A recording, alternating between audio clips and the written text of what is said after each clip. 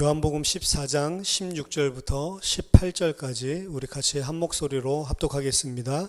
시작. 내가 아버지께 구하겠으니 그가 또 다른 보혜사를 너희에게 주사 영원토록 너희와 함께 있게 하리니 그는 진리의 영이라. 세상은 능히 그를 받지 못하나니 이는 그를 보지도 못하고 알지도 못함이라.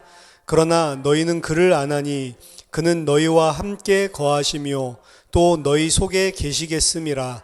내가 너희를 고아와 같이 버려두지 아니하고 너희에게로 오리라. 아멘. 오늘 기독교 강요 7번째 시간으로 성령이 누구신지에 대해서 같이 말씀을 나누겠습니다. 기독교 교회 안에서 또 많은 성도들 안에서 혹은 성도들이 아니죠. 그냥 교회에 다니고 있는 교인들 안에 가장 오해되고 있는 것들 중에 하나가 이 성령이라고 생각을 합니다. 일단 성령에 대한 것들은 오순절파 교회 때문에 더 곡해가 되고 사람들이 잘못 생각하게 된 것들도 많은 것 같습니다. 오순절 운동이라고 하는 것은 기독교 2000년 역사 가운데 1900년도에 시작된 거라고 보시면 돼요. 100년밖에 안 됐습니다. 그 이전까지 없었던 것들이 사실은 근래 한 100년 만에 100년 어간에 갑자기 일어난 운동이 오순절 운동이라고 보면 됩니다. 그 사람들이 이제 방언을 이야기하고 이것이 사도행전 1장에 사도들에게 초대교회에 임했던 동일한 역사다라고 이야기를 하면서 이제 마지막 예수 그리스도의 재림 때가 가까웠기 때문에 말세에 부어준다는 그 똑같은 성령의 세례가 이제 우리들에게 다시 회복되고 있는 거다라고 이야기를 하는데, 그 방언과 그리고 치유 그리고 여러 가지 은사들, 각종 신비한 은사들 있죠. 그래서 영을 분별하기도 하고 영을 실제로 보고 입신해서 천국에 가기도 하고 여러 가지 이상한 사람이 생각할 수 없는 그러한 각종 초월적인 힘들, 이제 이런 것들을 보여주면서 이것이 바로 성령이 역사하시는 증거고 능력이다. 심지어는 그 오순절파들에서는 권사라든지 권찰이라든지 이런 직분을 세우는 데 있어서도 방언을 하지 못하면 성령의 세례를 받지 않았다 이래가지고 세우지도 않죠. 그래서 정말로 잘 믿는 기준이 방언을 한다거나 그리고 무슨 능력을 가지고 있는 이런 성령의 능력이 나타나면 이 사람은 참 잘 믿는 사람이고 하나님이 쓰시는 사람이다 이렇게 해서 이제 직분을 주고, 아무리 오래 다녀고 아무리 신실하게 해도 방언하지 못하면 그런 직분조차도 주지를 않습니다. 따라서 성령의 능력 이런 부분들이 심지어 장로교 안에도 이런 오순절파들의 영향들이 많이 들어와서 사실은 혼재하고 있죠. 우리나라는 더욱더 그렇습니다. 특이해요. 우리나라의 모든 교단들은 원래 장로는 장로교에 있는 거고 다른 데는 사실은 장로가 없어야 되는데 장로교 아닌데도 장로 다 있고, 왜? 장로 그러면 멋있어 보이니까. 장로 그러면 어떤 감투같이 생각해서 장로인데 자기 집사라고 그러면 꿀리니까 다른 교단들도 막 장로 만들고, 장로교라고 해도 오순절에서 이야기하고 있는 성령의 능력, 은사, 치유 집회 이런 것들을 그대로 하고 있는 것, 그대로 따서 하고 있는 거 많죠. 그러면서 장로교는 다 좋은데 오순절에 저 뜨거움과 능력이 없어 이러면서 그거 그대로 다 짬뽕 돼 있죠. 과연 성령의 능력과 성령이 역사하시는 것들이 그러한 방언과 그리고 여러 가지 치유와 능력 기사들을 일으키는 것인가, 이런 부분들에 대해서 상당히 많이 오해가 돼 있습니다. 또 하나는 성령은 하나님이시라고 성경은 이야기를 하는데, 성령을 어떤 초월적인 힘과 능력으로 생각을 하는 겁니다. 그래서 성령의 어떤 인격이 아니고 어떤 능력, 파워 이런 식으로 생각을 하는 거죠. 그래서 성령 충만을 받으면 그 능력이 나타나는 그것을 성령 충만의 기준으로 생각을 하고 있고, 성령을 심지어는 하나님이 아니라 어떤 파워이기 때문에 내가 부리는 걸로도 생각을 합니다. 그래서 요즘에 또 유행하고 있는 사도들, 신사도 운동 이런 데 보면 성령이 완전히 자기 능력인 것처럼 막 부리죠. 그래서 성령 더 강하게 역사해 막 반말하면서 더 강하게 조금 더 막 명령을 합니다, 성령한테. 그러니까 이런 것들 자체가 너무나 오해가 되어 있는 거죠. 그리고 각종 교회 안에 성령께서 내게 계시를 주시고 성령께서 내게 알게 하셨다. 성령이 내게 지금 말씀하셨다. 이런 사람들이 있어요. 이래가지고 말하는 내용들이나 그 사람들에게 가서 뭐 기도를 받거나 그 사람들에게 뭔가를 중요한 성령의 음성을 들으려고 하는 것들 보면 꼭 기독교가 아니고 교회가 아니고 무당 점치듯이 하는 그런 것들이 많습니다. 그래서 그 사람은 다 이야기하죠. 지금 결혼하면 안 돼. 뭐 지금 이사하면 안 돼. 지금 그 직장 가야 돼. 뭐 다 이야기를 하죠. 목사님들한테 보통 이 일반적인 교회에서도 뭐 중요한 일이 있으면 목사님이랑 상의를 하고 목사님이 이야기하는 것들을 따라서 순종해서 해라. 그게 맞다. 이렇게 이야기하는데 저는 그렇게 생각하지 않습니다. 목사가 뭘 압니까? 예를 들어서 내가 이 대학을 가야 됩니까? 이 대학을 가야 됩니까? 내가 이 전공을 해야 됩니까? 그거 내가 어떻게 알아요? 내가 이 사업을 해야 됩니까? 내가 사업에 대해서 뭘 알아요? 아는 게 없죠. 그런 것들은 사업 잘하는 전문가한테 물어보면 되고 입시 전문 학원에 가서 물어보면 되는 거지 목사 아무것도 모른다니까. 이 사람이랑 결혼해야 돼요? 말아야 돼요? 저한테 그런 거 물어볼 필요가 없어요. 제가 그 사람은 압니까?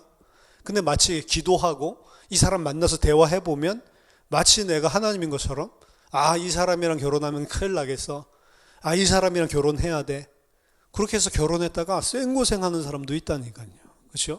뭐 안 한 사람은 어떻게 됐는지를 모르니까 어떻게 될지 모르니까 뭐 결과를 알 수 없지만 목사님 말씀 듣고 결혼했다가 쌩고생하고 이혼하고 깨지는 사람도 있단 말이죠. 그러니까 실제로 우리나라의 무속인들 찾아가듯이 목사님에 대해서도 생각을 하고 또 성령의 무슨 능력을 받았다거나 성령이 내게 말씀하신다 이런 사람들 보면 완전히 무속인 같이. 얼마 전에도 저희 그 친척이랑 같이 이렇게 놀러 갔는데 이제 그쪽 저희 사촌 동생의 이제 남편 되는 그쪽에 이제 집안에 예수를 잘 믿는다고 하는데 약간 이런 것들이 섞여 있어요. 그곳에 계시는 뭐 전도사님, 뭐 교역자들이 이런 색깔들이 섞여 있어요. 그러니까 뭐든지 다 기도를 하고 기도하면 알려주고 지금 그곳에 있는 교회들은 원래는 수도권에 있었던 교회였는데 이사를 했대요. 이사를 해서 전부 다 동시에 이사를 해서 이제 충주에 큰 땅을 사고 이제 거기에 다 집단식으로 이렇게 들어와서 이제 빌딩도 이제 짓기 시작하고 그렇게 단체 생활을 하려고 들어오는 거죠. 왜 충주로 가냐? 거기가 이제 또 교수님이 계신가 봐요. 지질학자. 이래가지고 거기가 지진 제일 안 나고 거기가 지금 이제 지진이 많이 나잖아요. 우리나라도. 이런데 제일 안전하다. 그래서 마지막 때에 말세 때에 지진 나고 이런 거 된다고 했는데 여기가 안전하다. 이제 이렇게 해서 가는 거예요. 근데 거기서 행하는 모든 것들을 들어보면 전부 다 이분이 뭐 하늘에서 뭘 받아가지고 그래가지고 무슨 음성을 듣고 이걸 이야기를 해줘요. 근데 많은 엘리트들이 거기에 다 함께 이렇게 운동에 참여하거든요. 사람들이 나쁜 것들도 아니고 그리고 뭐 그분들이 막 예수님 뭐 하나님 안 사랑한다 그게 아닌데 색깔이 그런 것들을 가지고 계속 사람들을 이끌어가니까 모든 것들이 다 일반적인 것들이 다 무슨 신비적인 것들로 전부 다 치환을 해놨어요. 그래서 지갑을 잃어버리면 뭐 분신물 센터 가서 찾으면 되잖아요. 분신물 센터 가서 찾으면 되는데 거기에 대해서 기도를 해야 된다. 기도 안 하고 분신물 센터 갔더니 분신물 센터 직원이 없었어. 그랬더니 기도를 하고 갔어야지. 기도하고 한번 가보세요. 그럼 있을 거예요. 그래서 이제 찾으면 성령님이 찾게 해줬다. 뭐 좋은 기특한 마음인데 기도 안 하도 가면 찾을 수 있는 거잖아요. 그러니까 전부 다 그렇게 생각을 해요. 그리고 모든 것들 말씀을 주는 거나 이런 것들도 하나님이 지금 이 말씀 읽으라고 합니다. 그러면서 막 방언하고 그리고 막 이상한 통역을 하고 이렇게 하면서 하면 사람들이 하나님이 하는구나 이렇게 생각을 한단 말이에요.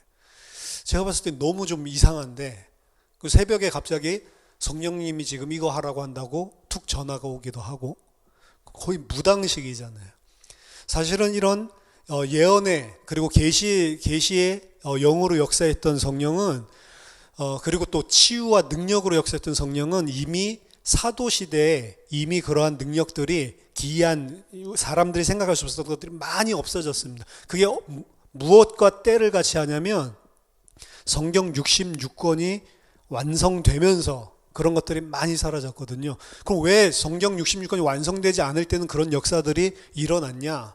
요즘에도 아이들이 질문하더라고요. 왜 구약에서는 그렇게 역사들이 많이 일어났고 하나님 음성을 듣기도 하고 했는데 요즘은 왜 그런 게 없냐. 그럼 이제 오순절이나 이런 데서는 요즘도 음성 듣는다. 요즘도 똑같이 역사한다. 이렇게 이야기하죠. 하지만 구약 성경 때에는 하나님이 직접 말씀하시거나 기적을 통해서 보여주지 않으면 깨닫지 못합니다. 왜? 아직 계시가 완성되지 않았으니까. 성경 66권 하나님의 계시가 완료되지 않았기 때문에. 근데 이게 큰 구원의 역사를 행할 때마다 하나님께서 기적과 능력을 보여주시면서 거기에 대한 의미가 무엇인지를 말씀으로 주셨단 말이에요.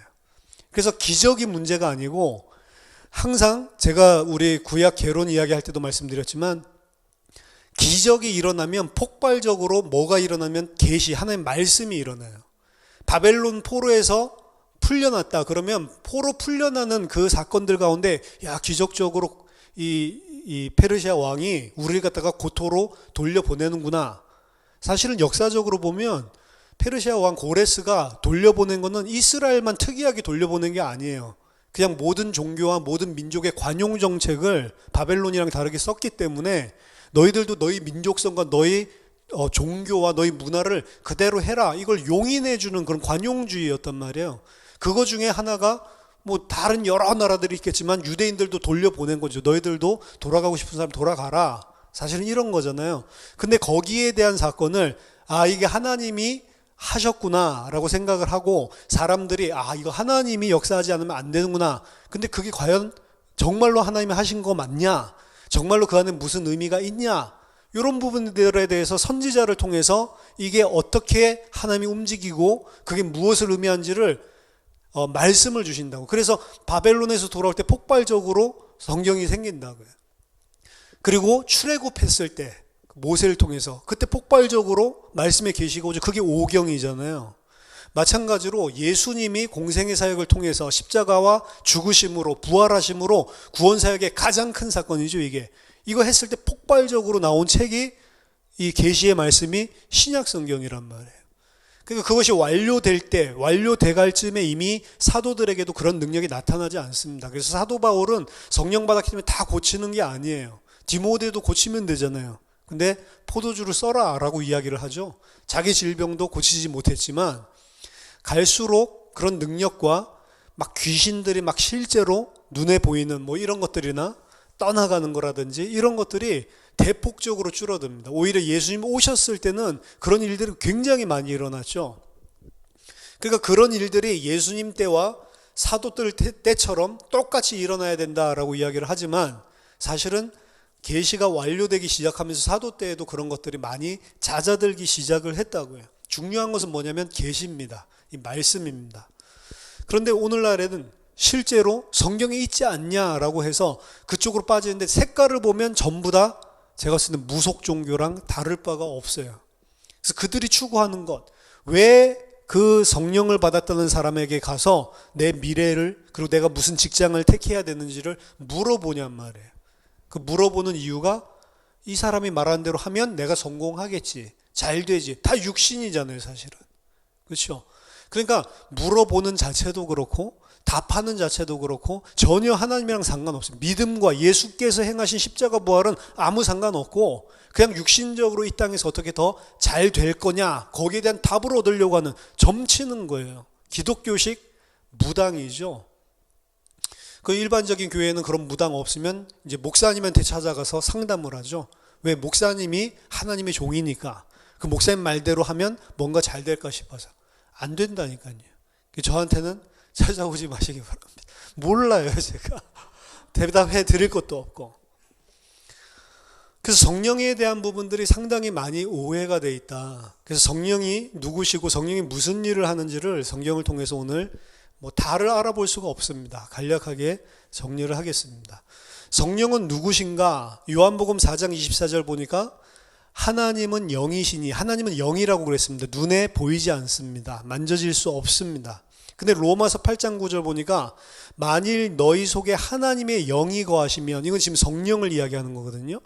성령을, 하나님은 영이신데 성령을 하나님의 영이라고 이야기를 합니다. 그리고 후반부에 보면 너희가 육신에 있지 아니하고 영에 있나니 누구든지 그리스도의 영이 없으면 그리스도의 사람이 아니니라. 성령을 하나님의 영 그리고 그리스도의 영이라고 이야기를 합니다. 하나님은 영이신데 하나님의 영이라고 하면은 사실은 하나님과 같은 분이죠. 성령은 그래서 무슨 파워나 능력이 아니고 하나님이란 말이에요. 삼위일체, 여기에 대해서도 따로 우리가 나눠야 되겠지만 삼위라고 하는 것은 three persons, 그렇죠? person이라고 하는 건 인격을 이야기하거든요.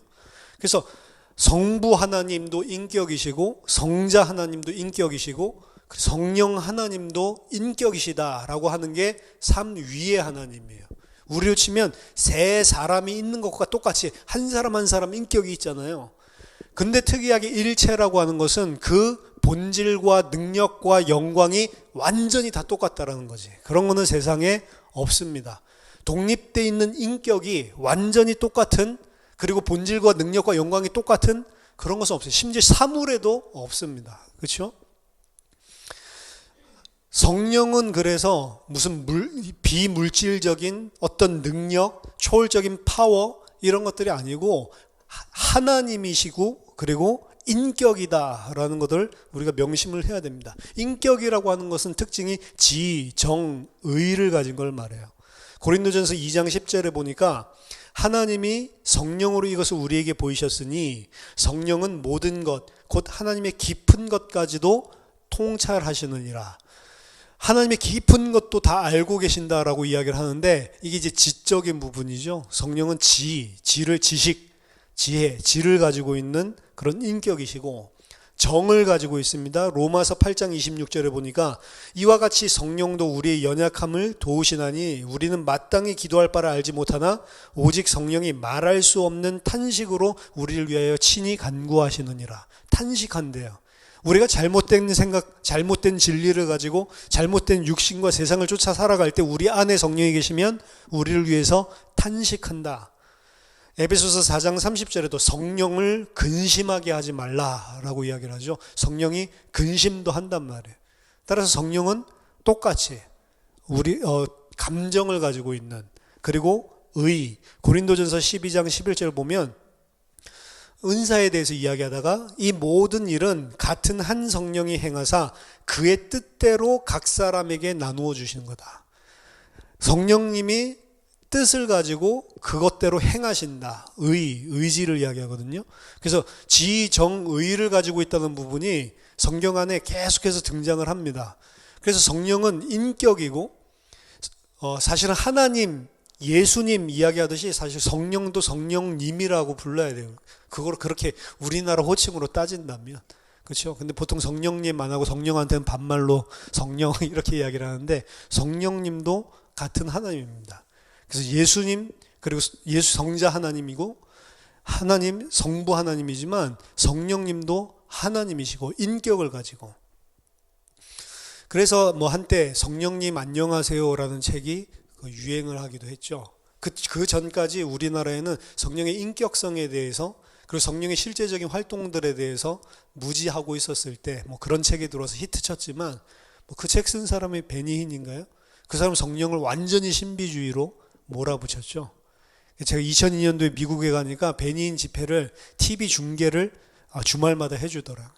주말마다 해주는데 손을 갖다가 손바닥을 딱 펼치면서 화면을 클로즈업 하라고 자기 손바닥 두 개에 병 있는 사람 나와서 손을 얹으라고, 그럼 낫는다고 이렇게 하고 막 쇼를 한 5만 명 모여있는 그 관중들 앞에서 병든 사람들 손 대면은 막 넘어지는 사람 뒤에서 잡아주는 전문적인 경호원들 팀들이 있어가지고 넘어질 때 뇌진탕 안 걸리게 잡아주죠. 근데 성령이 강하게 역사하면 뇌진탕 그거 잡아주려고 섰던 경비원들도 전부 다 같이 넘어진다. 사람들이 막 웃고 무슨 쇼하는 것 같아요. 결국에 그 사람이 뭐라고 했습니까? 예수님은 에일리언이다 라고까지 갔죠. 예수님은 외계인이다.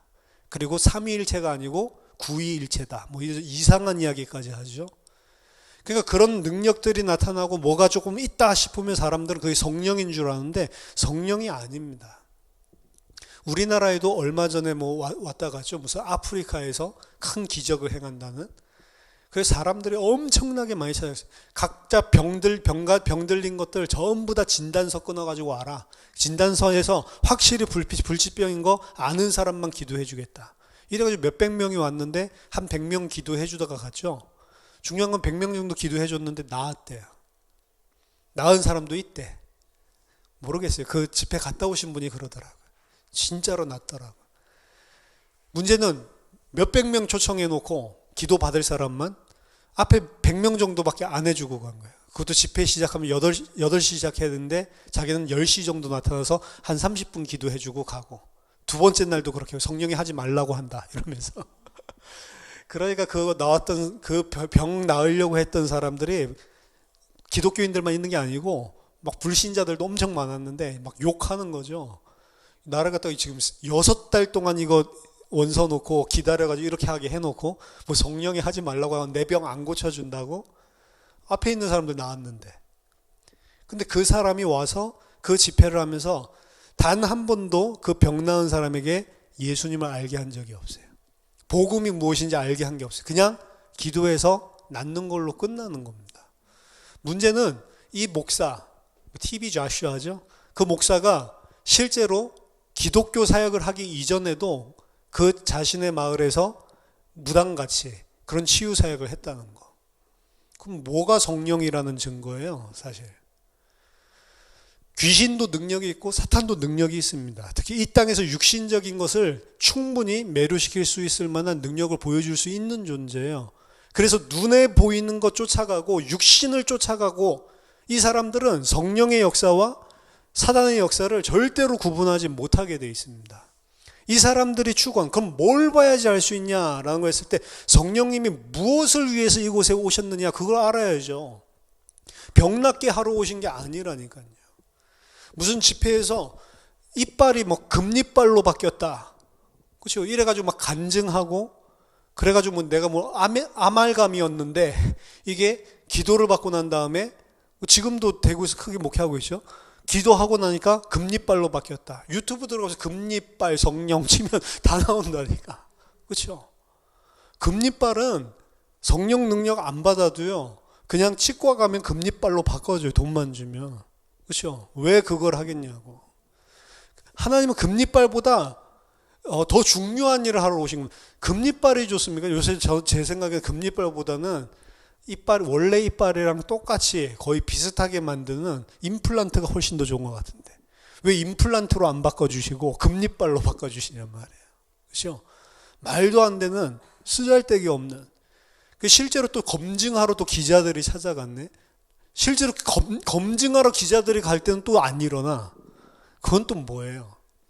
그러니까 여러 가지들을 뭐 속이는 이런 일들이 즐비합니다.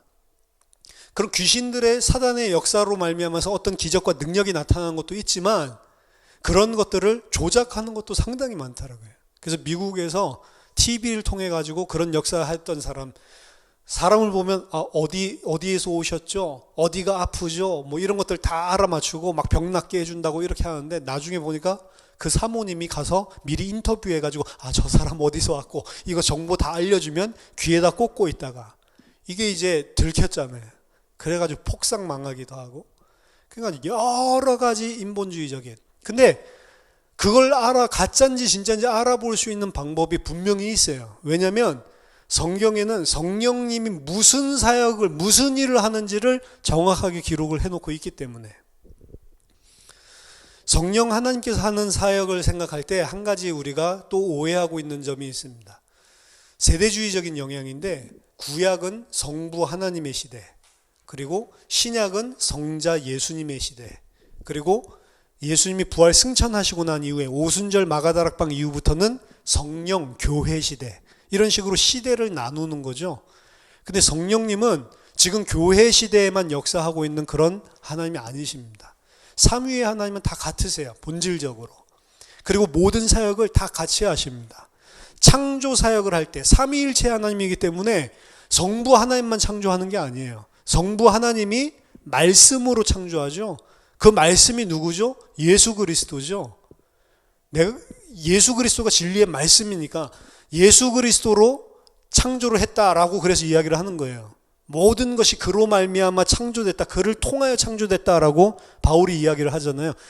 예수 그리스도 창조됐고, 그리고 창세기 1장 2절에 그 창조 사역의 중요한 시발점에서 성령님께서 오르락 내리락 하는 게 보이죠. 수면 위에 닭이 알을 품은 것처럼 부화하는 장면인데, 성령 하나님이 함께 그곳에 창조 사역을 했다고요. 잠언서 8장에도 보면 나오죠.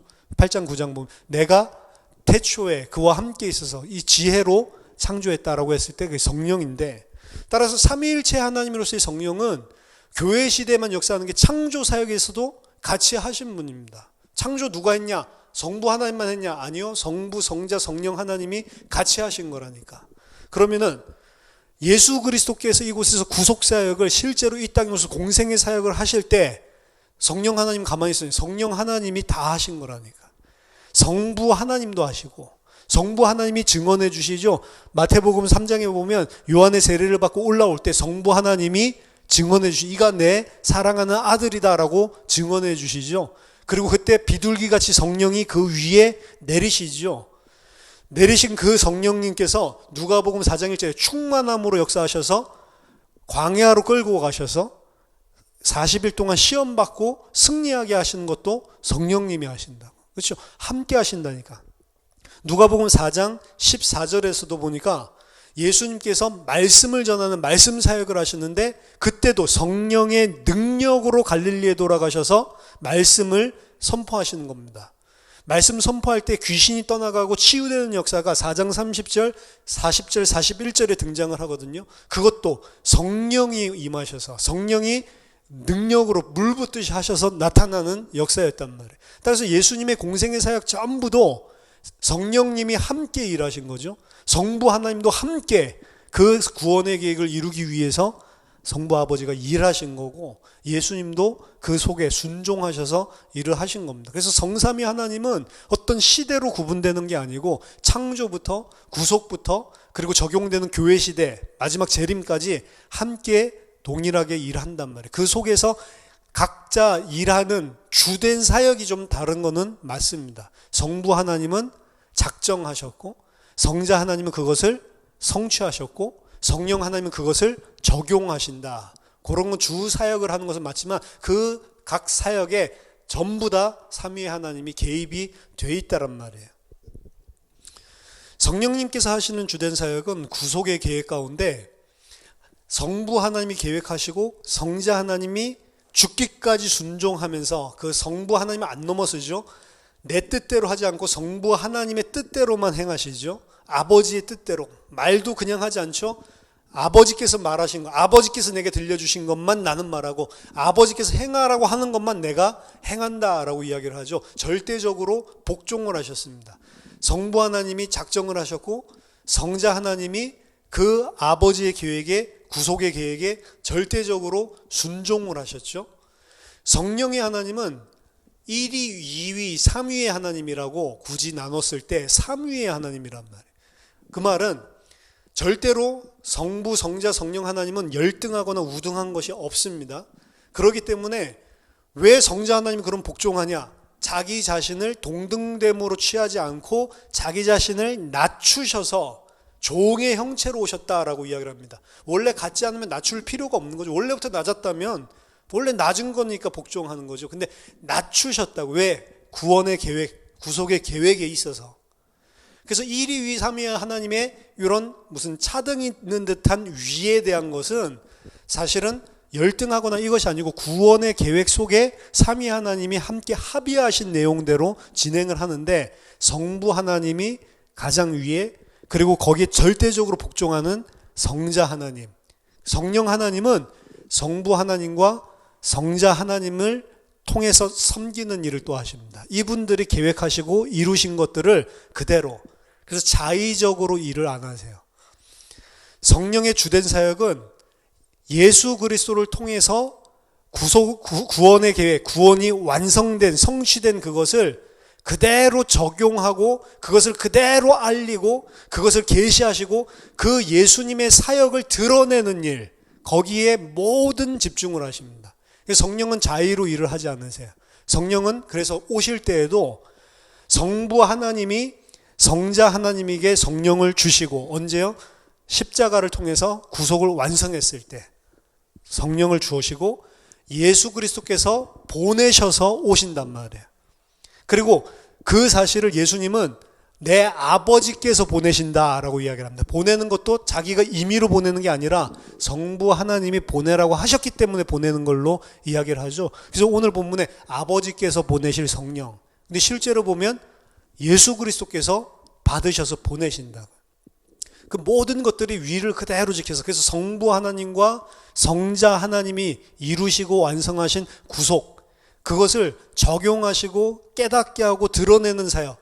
그래서 결국에는 성령 하나님은 성부 하나님과 특히 성자 하나님을 통해서 이루신 구원을 알려주시고 성자 예수 그리스도가 누구신지를 드러내는 그 사역을 주된 사역으로 하신단 말이에요. 요한복음 15장 26절에 내가 아버지께로부터 너희에게 보낼 보혜사, 곧 아버지께로부터 나오시는 진리의 성령이 오실 때에 그가 누구를 증언해요? 나를 증언할 것이요. 그래서 예수 그리스도를 증언하는 일을 성령이 하는 거예요. 성령은 다른 일 하지 않으면 가장 주된 사역은 뭐냐? 예수 그리스도가 누구신지를 증언해 주는 일을 하는 게 성령 하나님이십니다. 고린도전서 2장 6절에서 12절 보니까 왜 그럼 성령께서 그렇게 하셔야 되냐? 이 시대에 아무리 뛰어난 자라도 자기 지혜로는 알 수 없기 때문에. 고린도전서 2장 6절 보니까 그러나 우리가 온전한 자들 중에서는 지혜를 말하노니 이는 이 세상의 지혜가 아니요 또 이 세상에서 없어질 통치자들의 지혜도 아니요 오직 은밀한 가운데 있는 하나님의 지혜를 말하는 것으로서, 이 지혜는 예수 그리스도를 이야기합니다. 곧 감추어졌던 것인데 하나님이 우리의 영광을 위하여 만세전에 미리 정하신 것이라. 이 지혜는 이 세대의 통치자들이 한 사람도 알지 못하였나니 만일 알았더라면 영광의 주를 십자가에 못 박지 아니하였으리라. 기록된 바 하나님이 자기를 사랑하는 자들을 위하여 예비하신 모든 것은 눈으로 보지 못하고 귀로 듣지 못하고 사람의 마음으로 생각하지도 못하였다 함과 같으니라. 오직 하나님이 성령으로 이것을 우리에게 보이셨으니. 예수 그리스도께서 무슨 일을 행하셨고 예수 그리스도께서 행하신 그 구원이 무엇인지를 사람은 절대로 알 수가 없어요. 그래서 십자가에 못 박아 죽인 겁니다, 유대인들이.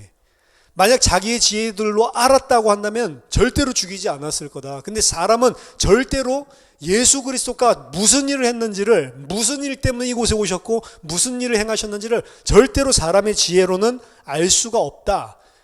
언제만 알 수 있냐? 오직 하나님이 성령으로 이것을 우리에게 알려주셨다라고 이야기를 하는 겁니다. 사람의 일을 사람의 속에 있는 영 외에 누가 알리요? 이와 같이 하나님의 일도 하나님의 영 외에는 아무도 알지 못하느니라. 우리가 세상의 영을 받지 아니하고 오직 하나님으로부터 온 영을 받았으니 이는 우리로 하여금 하나님께서 우리에게 은혜로 주신 것들을 알게 하려 하심이라. 하나님이 은혜로 우리에게 베풀어 주신 구원을 알 수 있는 방법은 그래서 성령 하나님의 도우심밖에는 없습니다. 성령이 우리에게 그 예수를 증언해 주시고 성령이 그 예수가 누구신지를 우리에게 계시해 주시기 전까지는 그 누구도 알 수가 없는 거예요. 그래서 하나님의 말씀을 깨닫는 것도 사람이 하는 게 아닙니다. 만약 우리가 말씀이 깨달아지고 이곳에서 이야기하는 진리가 정말로 알아졌다면 그건 내가 한 게 아니고 누가 잘 가르쳐 주셔서 한 게 아니고 하나님이 성령으로 우리에게 알려주시기 때문에 깨달아진 거예요.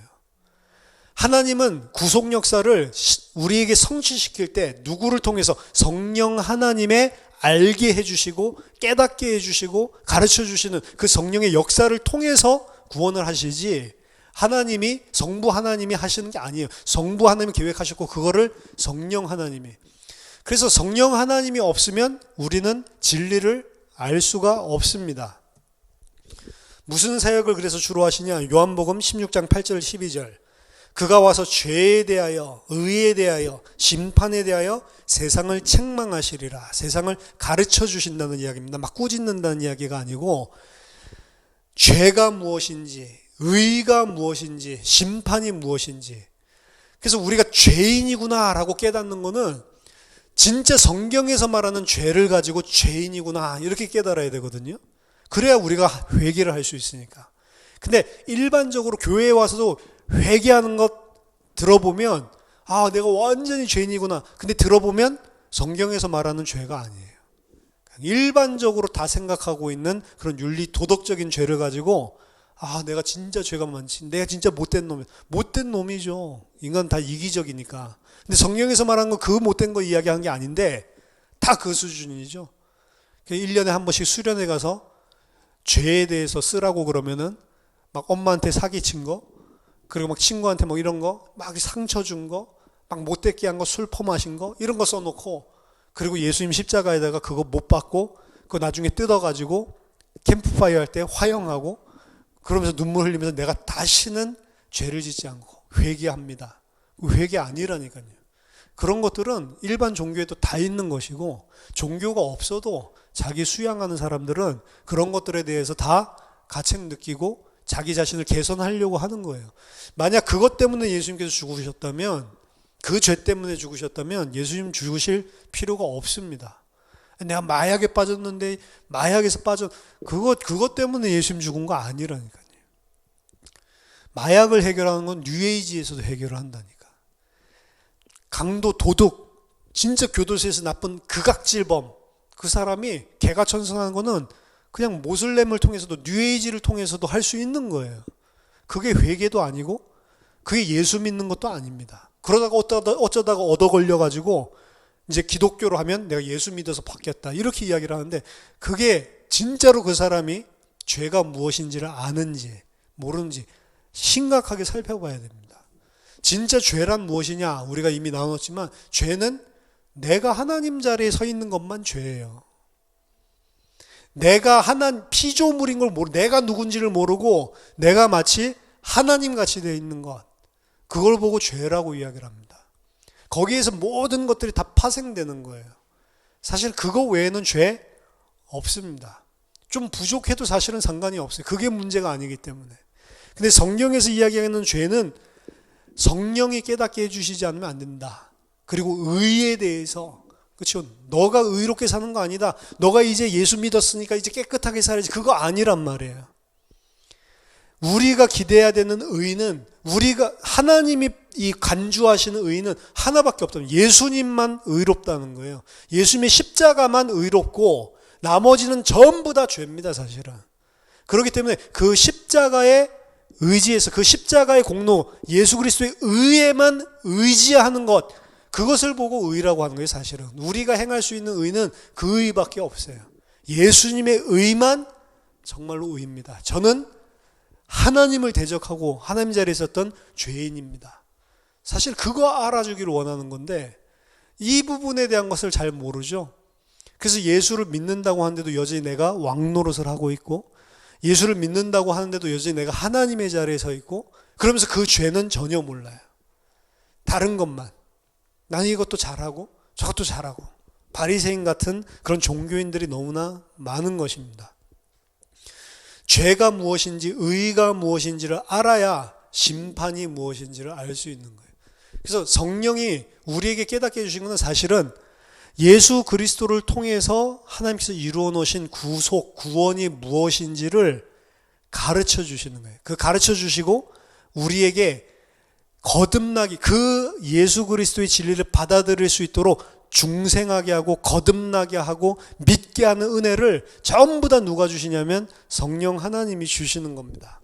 고린도전서 6장 11절에 너희 중에 이와 같은 자들이 있더니 주 예수 그리스도의 이름과 우리 하나님의 성령 안에서 씻음과 거룩함과 의롭다 하심을 받았느니라. 결국에 성령이 우리를 거듭나게 해주는 중생의 역사가 없이는 절대로 우리가 회개할 수도 없고, 왜? 진짜 죄를 모르니까. 무엇이 의인지를 모르고 있기 때문에. 그렇기 때문에 진정한 믿음이 생길 수가 없는 거죠. 그래서 거룩하게 하고 씻어주고 거듭나게 하고 다시 중생에서 우리가 하나님의 백성으로 만들어지는 그 사역은 전적으로 성령의 사역이지 우리가 행한 것이 아무것도 없다라고 이야기하는 겁니다. 데살로니가 후서 2장 13절에서도 주께서 사랑하시는 형제들아, 우리가 항상 너희에 관하여 마땅히 하나님께 감사할 것은 하나님이 처음부터 너희를 택하사 성령의 거룩하게 하심과 진리를 믿음으로 구원을 받게 하심이니, 원래는 성령의 거룩하게 하심으로 진리를 믿어 구원에 이르게 하니. 우리가 진리를 믿어서 성령은 우리를 거룩하게 했고 우리는 진리를 믿어서 구원받았다. 이게 아니고 성령의 거룩하게 하심을 통하여 너희가 믿게 되어서 구원받았다라는 의미란 말이에요. 원래는. 그래서 성령이 우리를 거룩하게 하시고, 거룩하다라는 것은 우리가 거룩한 삶을 산다, 거룩한 자가 된다, 이런 성화론적인 개념이 아니고 거룩은 구별된 것을 이야기합니다. 그리고 그 구별이라고 하는 것은 뭐 하나님의 것, 세상의 것 이런 구별도 있지만 진짜 구별은 뭐냐면 하나님과 피조물과의 구분이에요. 사실은 그걸 아는 자들이 거룩한 것이지 그거 모르는 자들은 거룩하다라고 하지 않습니다. 아무리 깨끗한 삶을 살아도 거룩한 것은 아니에요. 하나님이 누구신지 내가 누군지를 알아야 된단 말입니다. 베드로전서 1장 2절에도 곧 하나님 아버지의 미리 하심을 따라 성령이 거룩하게 하심으로 순종함과 예수 그리스도의 피 뿌림을 얻기 위하여 택하심을 받은 자들이라고 이야기를 합니다. 아까 전에 데살로니가 후서 2장 13절도 그렇고 베드로전서 1장 2절도 그렇지만 무슨 단어가 많으냐면 하나님이 처음부터 너희를 택하사라는 이야기가 나오고 베드로전서 1장 2절에서는 하나님 아버지의 미리 아심을 따라라는 말이 나오고 택하심을 받은 자들이라는 이야기가 나와요. 그럼 누구에게 성령이 역사하냐라고 했을 때 바울과 베드로는 미리 아신 자들, 미리 택해 놓으신 자들. 그럼 결국에는 우리가 예수를 믿었다는 것은 지금 예수를 믿었을지 모르지만 이미 하나님께서 창세전에 택해 놓으신 자들에게 성령으로 그렇게 역사하셨다라는 거죠. 그래서 우리가 한 것들이 아무것도 없는 것이고 우리가 행한 게 없다라는 거예요. 알미니아니즘은 계속해서 이야기를 합니다. 예수님은 행해 놓으셨지만 그 길을 열어놓은 것을 내가 믿고 걸어가야지. 그럼 계속 나를 주장하는 거예요. 나도 좀 할 수 있다라는 거죠. 성령에서 말하는 진리와 세상에서 말하는 종교, 거짓 진리와 딱 차이점 하나를 이야기한다면 세상 진리는 항상 내가 뭔가 가치 있는 일을 해야 구원받는 거지라는 게 끼어 있어요. 신앙생활의 유지도 진리에서는 내가 하는 게 아닙니다. 하나님의 성령의 은혜로 구원받았다가 내가 행하는 게 아니고 은혜로 구원받은 자가 은혜로 행하는 거예요. 행하는 것까지도. 그래서 나는 행해도 내가 한 것이 아니고 성령이 했다라고 하는 거고 내가 무엇이 되어도 내가 한 게 아니고 다 하나님의 은혜로 나의 나 된 거다라고 이야기를 하는 거란 말입니다. 근데 종교는 세상적인 거짓 진리는 뭐라고 이야기하냐면 계속해서 나를 개입시켜요. 그래, 하나님이 은혜로 다 열어놓으셨으니까 이제 너가 믿어야지. 너가 결단하고 너가 영접하고 너가 이제 바르게 하나님의 백성으로 살아야지.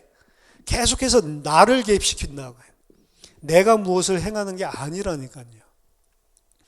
반드시 그렇게 되면은 그 사람은 하나님의 은혜가 아니라 내가 행했기 때문에 다른 사람을 판단할 때도 내 기준으로 판단하게 돼 있고 또다시 하나님 자리에 올라가게 돼 있습니다. 그게 종교란 말이에요. 하나님이 모든 것을 다 행하셨습니다. 누구에게? 창세전에 미리 아신 자들, 하나님 미리 택하신 자들, 그들을 성령을 통해서 거룩하게 하심으로 믿게 하셨고 거룩하게 하심으로 순종하게 하셨다라고 이야기를 합니다. 에베소서 1장 17절에서 19절, 그래서 바울이 기도하죠. 우리 주 예수 그리스도의 하나님 영광의 아버지께서 지혜와 계시의 영을 너희에게 주사, 성령입니다. 하나님을 알게 하시고 너희 마음 눈을 밝히사 그의 부르심의 소망이 무엇이며 성도 안에서 그 기업의 영광의 풍성이 무엇이며 그의 힘의 위력으로 역사하심을 따라 믿는 우리에게 베푸신 능력의 지극히 크심을 너희로 알게 하시기를 내가 구한다. 알게 하는데 누구의 도우심으로요? 성령의 도우심으로. 지혜와 계시의 영을 주셔야지만 이걸 알 수 있어요. 하나님도 알고 우리의 소망이 무엇인지도 알고 알수록 우리가 성장을 하는 거죠. 우리가 알수록 정말로 하나님의 백성다워지는 거죠. 모르니까 계속 하나님의 백성 아닌 것처럼, 모르니까 계속 내가 하나님인 것처럼 사는데 알면 알수록 내가 아무것도 아니구나.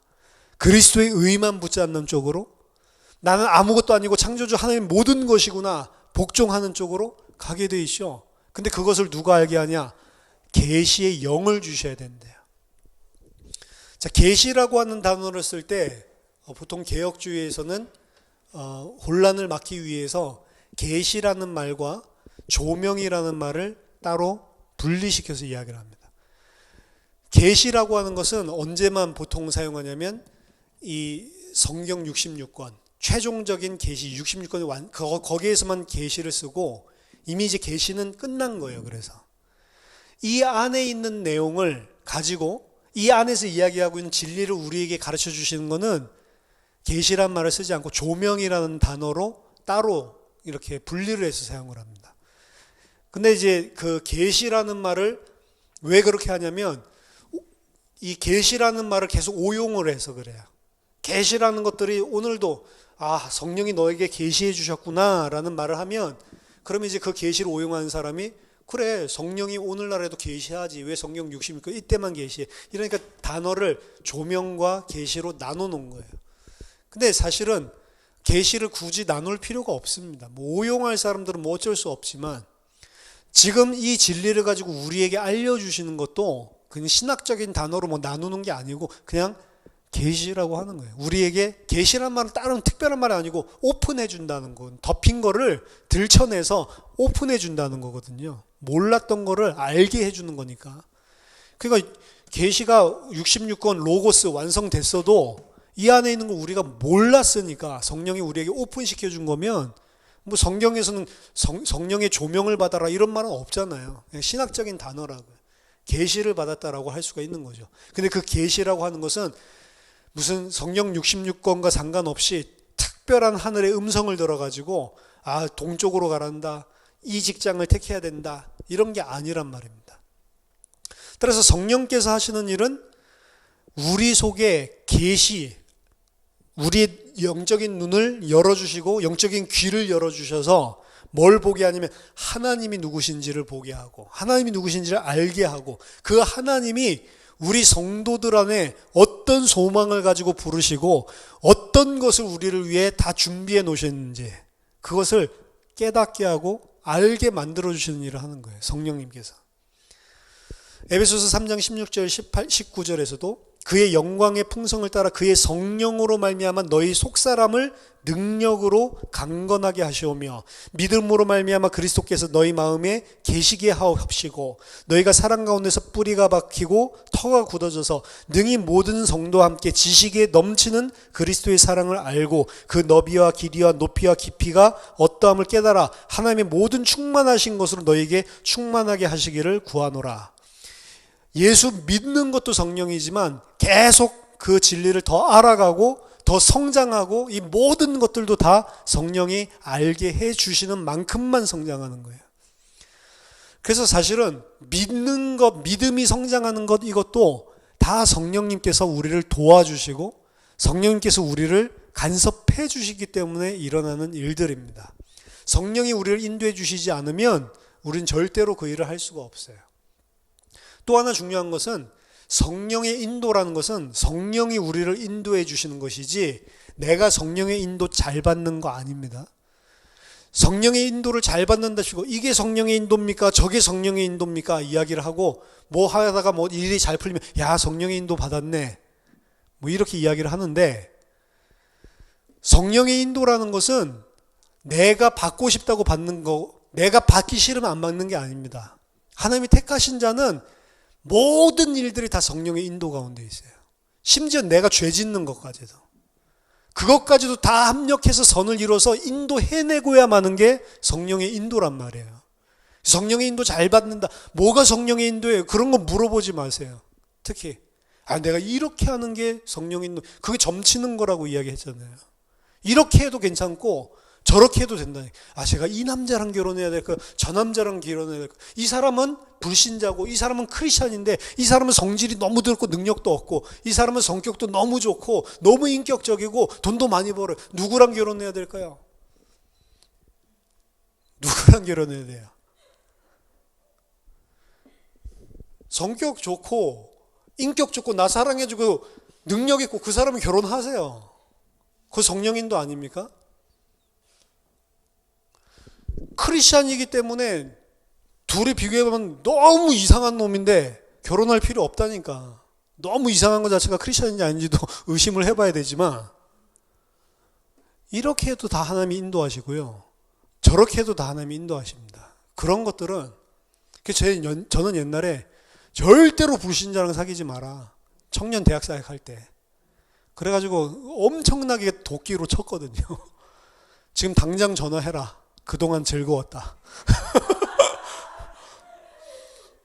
왜냐면 같이 여자 청년들이 전도하러 나가면 막 불신자들 보면 막 안타깝다고 울고 이러는데, 실컷 전도하고 예배드리고 돌아갈 때는 자기야, 그 자기가 누구면 다 불신자예요. 그 안타까움도 없고 너무 좋은 거라, 불신자가. 그러니까 이 가치관이 안 바뀌었다. 왜 좋냐 그 마귀 새끼가, 막 이러면서 제가 이야기를 했거든요. 근데 불신자랑 결혼해도 그 안에도 다, 만약 내가 하나님의 사람이 맞다면 그 안에도 전부 다 성령의 인도와 나를 진리로 인도하시기 위한 하나님의 계획을 다 하나도 무산시키지 않고 인도하시더라고요. 두들겨 맞게 하든 교회 가면 죽인다고 목을 짓밟든 뭐 이런 일을 당해서 깨닫게도 하시고, 아무리 그렇게 좋게 해줘도 이게 아니구나 이렇게 깨달을 수도 있는 거고, 신자랑 결혼한다고 불신자랑 결혼, 그거 상관이 없어요 사실은. 멍에를 함께 매지 말라고 했는데요, 그 말이 아닙니다. 그래서 불신자는 사업도 하지만 그 말이 아니라니까. 그건 그냥 일반적인 걸로 여러분 하셔도 돼요. 근데 진짜 중요한 건 뭐냐면, 성령의 인도라는 것은 A를 하면 성령 인도고 B를 하면 성령 인도 아니고 이런 것이 없다라는 거예요. 제 말은 A에도 성령의 인도가 있고 B에도 성령의 인도가 있고, A, B에 따라서 성령이 인도하셔서 나에게 이루고자 하시는 일을 간섭조차 할 수도 없어요. 그만큼 하나님은 완전하기 때문에. 아무거나 막 하면서 살라는 말이냐? 아니요. 하나님이 주신 지혜와 믿음과 여러분들의 기본적인 성령이 말씀하신 양심을 따라 선택하세요. 하지만 B를 택했더니 뭐가 잘 안 됐다고 해서 A가 성령이 인도했는데, 이런 건 없단 말이에요. 전부 다 하나님이 간섭하시고 인도하시는 발걸음인 것을 아시면 됩니다. 그래서 성령님께서 우리의 믿고 거듭나고 그리고 우리가 하나님의 백성으로 지어져가는 그 모든 과정들에 있어서 구속 역사를 성취하고 우리 속에 적용하고 계시다. 한 번 역사로 끝나는 것이 아니죠. 사도행전 1장 8절에 보니까 그 성령 충만함을 받았을 때 땅끝까지 이르러 내 증인이 되리라 라고 이야기를 했죠. 성령이 예수를 증언하는 것처럼, 예수의 증언을 통해 예수가 누구신지를 아는 만큼 우리가 성장하게 되는 것처럼, 우리가 성령으로 충만하게 되면 우리도 예수를 증언하게 되어 있는 겁니다. 그 증언하는 것은 말로 그리고 삶으로 두 가지 다. 말로 전하는 걸 터부시할 필요도 없고 삶으로 전하는 것을 터부시할 필요도 없습니다. 저는 옛날에 말로만 전해야 된다라고 이야기했어요. 삶으로도 전해야 된다면서 삶으로 전한다고 하면서 예수 믿는 거 표시도 못 내는 그런 사람들이 너무 많으니까 말로 전해라. 말로 안 전하면 예수 믿는 것도 알겠냐? 너 쳐다보고 저 사람 저렇게 사는 거니까 예수 믿을까? 이런 거 절대로 없다. 이렇게 생각했는데, 전한다는 것을 제가 너무 좁게 오해를 한 거죠. 전하는 것은 저 사람이 나 예수 믿는다, 그걸 갖다가 보고 알게 된다, 그것만 전하는 게 아니고요. 내가 이 세상 속에서 예수를 증언한다는 것은 정말로 예수 그리스도를 믿는 믿음으로 사는 것 자체가 세상에 대한 증언이란 말이에요. 누가 그걸 보고 예수 믿어야지 안 믿어야지 그런 거 나타날 필요 없습니다. 내가 예수 믿는 자로 사는 거예요. 그것 자체가 증언입니다. 그리고 진짜로 증언하게 될 이유, 말로나 그리고 죽음으로, 순교나 이런 걸로 증언하게 될 일을 하나님께서 나에게 허락하실 때가 있으면 그때는 순종하시는 거고요. 끝까지 부인하지 않고. 베드로전서 1장 12절에도 그 예수를 증언하는 것은, 그래서 내가 예수를 증언하는 것이 아니고 성령으로 예수를 증언하는 거죠. 복음 전하는 거 그냥 하는 게 아니고 성령으로 하는 겁니다. 베드로가 이야기합니다. 이 섬긴 바가 자기를 위한 것이 아니요 너희를 위한 것임이 계시로 알게 되었으니 이것은 하늘로부터 보내신 성령을 힘입어 복음을 전하는 자들로 이제 너희에게 알린 것이요 천사들도 살펴보기 원하는 것이다. 여기 보면 복음 전하는 자들이 나오는데 그 수식어로 성령을 힘입어서 복음을 전한다라고 이야기하죠. 그래서 복음 전하는 것도 진짜 복음을 전하는 것은 성령을 힘입어서 전하는 거예요. 성령의 힘을 입고 성령 충만함을 입은 자는 반드시 복음을 전파했습니다. 그래서 성경을 보니까 사도행전에 나타난 성령의 역사는 전부 다 복음을 전파하는 걸로. 스데반도 성령이 충만했죠. 스데반이 말씀을 전했죠. 그리고 실제 순교의 삶으로 복음을 전파했죠. 그리고 빌립이 가서 사마리아 성에서 복음 전할 때도 성령으로 하셨죠. 전부 다 사도행전의 역사는 성령행전이라고 이야기하는데 성령으로 복음이 전파되는 사역. 그럼 내가 한 거예요? 성령이 한 거예요? 성령이 했다라는 걸 보여주는 거예요. 내가 한 것이 없고 복음 전파는 반드시 성령의 역사로만 되는 것입니다. 내가 종교적으로 하는 게 아니에요. 성령의 역사로 복음이 전파되는 겁니다.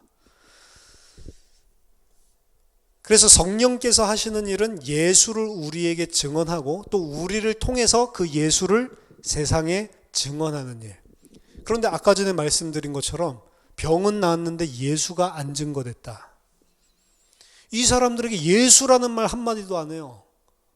예수라는 단어는 그냥 이 사람 위해서 예수님 이름으로 기도합니다. 그때만 예수 이름 나오고 예수가 뭔지도 몰라. 병은 나았는데 이 불신자 끌어나서고 병이 나았는데 예수가 뭔지, 죄가 뭔지, 의가 뭔지, 심판이 뭔지, 하나님이 뭔지 진짜로 치유 집회를 하면 병 나으려고 왔던 사람이 야, 이 병이 문제가 아니었구나. 내가 완전 죄인이었는데 나를 살렸구나.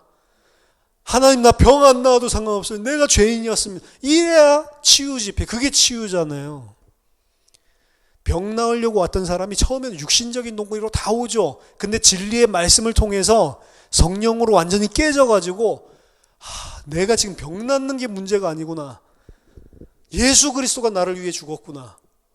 그러고 병이 낫든지 안 낫든지 상관없는 하나님의 백성으로 바뀌는 것. 그게 치유 집회가 돼야 돼요. 진짜 치유 집회려면. 병 낫게 하는 거 치유 집회. 우리 사회도 보니까 가을이라서 부흥회들 많이 하는 치유 집회, 은사 사역 이런 거 많이 써놨더라. 그렇죠? 뭘 보겠어요? 그래서 또 병든 사람들 오라고 그러죠. 옛날엔 전국적으로 유명한 젓가락 가지고 낫게 하는 젓가락 목사도 있다는데 젓가락으로 그 사람이 기도하면서 콕콕 찔르면 다 낫는데요. 그래서 축농증 걸린 사람 교회 2명이 나왔더니 코를 갖다가 찌르 젓가락 가지고 쑥 다 집었는데요. 그거를 마술도 아니고 그래가 코대 이렇게 해가지고 그런 사람들도 반말하잖아요. 고대 가만히 있어. 성령 이러면서 찌르고 이러네. 피가 퍽 터져가지고 피가 그 젓가락을 쑤시니까 피가 안 나겠어요? 온통 피가 막 한 바가지가 쏟아지더래. 둘 다. 근데 한 명이 나았어. 근데 한 명 가니까 여기만 파열되고 낫지도 않고. 그렇죠? 성령이 젓가락 가지고 코 쑤셔서 피 터지게 만든 그 성령입니까? 제가 봤을 때 성령의 역사가 아니에요. 악령의 역사입니다. 그건 나아본들, 축농증 나아본들, 그 사람이 예수에 대해서 뭘 더 알게 됐어요? 오히려 육신만 더 채워줬잖아요. 그렇죠? 다음에 병 나으면 병 생기면 저 사람 찾아가서 젓가락 찔림 받으면 되겠구나. 그것만 들어간 거지. 예수 믿는 게 아니라니까요. 자, 마지막으로 성령 세례와 성령 충만에 대해서 말씀을 나누고 마치겠습니다. 성령 세례와 성령 충만을 오해해서 사용. 이것도 오순절의 영향이 많은 건데 성령 세례라고 하는 것은 한 번으로 끝나는 것입니다. 우리가 거듭나고 중생되고 성령이 우리 안에 내주한다라고 이야기를 하죠. 물론 그건 물리적인 건 아니라고 제가 지난번에 한번 말씀드렸지만 성령으로 말미암아서 하나님이 우리 안에 거하시고 우리가 하나님의 백성으로 거듭나는 그걸 보고 성령 세례라고 하는 거예요. 따라서 성령을 이미 받은 하나님의 백성이 성령의 능력을 받는 걸 성령 세례라고 이야기하지 않습니다. 마가다락방에 오순절 날에 성령이 임하셨는데 그 성령 임한 걸 보고 성령 세례라고 하는 것이고, 그 성령 세례라고 하는 것은 개인에게 일어난 것은 내가 구원받을 때 성령 세례로 내가 하나님의 백성 거듭났다. 나는 죽었고 살아난다. 죽고 살아남이 세례인데 그걸 성령으로, 물로가 아니고 성령으로. 그럼 내가 하나님의 백성이 맞고 구원받은 자가 맞다면 이미 성령 세례 받은 것입니다. 2차적인 성령 세례 없어요. 성령 세례를 그래서 받으라는 명령이 성경에 한 군데도 없습니다. 뭐만 있냐면 성령 충만을 받으라라는 이야기를 하죠. 그럼 성령 충만은 어떻게 받냐? 성령이 충만하면 어떻게 되는 거냐? 성령 충만하면 이상하게 되는 게 아닙니다. 에베소서 5장 18절을 보니까 술 취하지 말라. 이는 방탕한 것이니 오직 성령으로 충만함을 받으라. 술 취함과 성령 충만을 대비시켜서 이야기해놨습니다. 사람이 술에 취하면 어떻게 되죠? 내 정신이 아니죠. 그렇죠? 내가 뭘 했는지도 모르죠. 인사불성이 필름 끊긴다고 그러는데 저 옛날에 많이 끊겼습니다. 대학생 때. 저는 마시면 어느 순간부터 필름이 딱 끊어지더라.